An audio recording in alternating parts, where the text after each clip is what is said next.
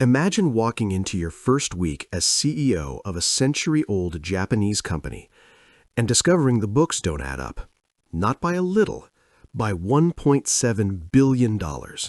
That's exactly what happened to Michael Woodford in 2011.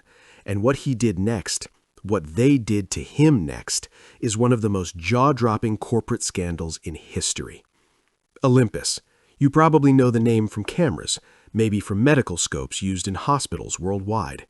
Founded in 1919, respected, trusted, global. But underneath that reputation, something had been rotting since the 1990s.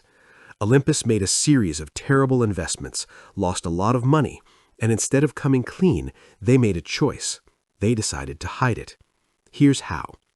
They started acquiring companies, not because they were valuable, but because the deal fees were wildly inflated. Hundreds of millions of dollars flowing to obscure funds, shell companies, offshore vehicles, quietly absorbing the old losses and making them disappear. This wasn't a quick fix. This was a system, maintained for nearly 2 decades. And it worked, until it didn't. In 2011, they appointed a British outsider as CEO, Michael Woodford, a man who had worked his way up through Olympus's European operations.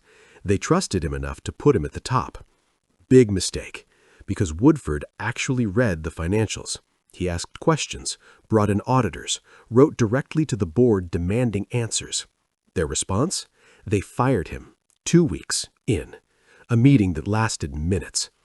So Woodford walked out of that boardroom and called the Financial Times.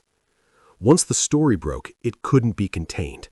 Olympus stock collapsed, losing 80% of its value in weeks. Regulators launched investigations. The former chairman was arrested, convicted.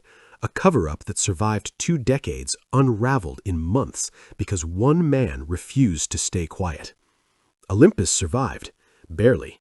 Its reputation never fully recovered. Here's what I keep coming back to. The cover-up started with embarrassment, bad investments, fear of losing face, and rather than take the hit, they hid it. Year after year, the lie grew bigger until it dwarfed the original loss. That's how it always works. One outsider who didn't know he wasn't supposed to ask, asked. So here's the question worth sitting with.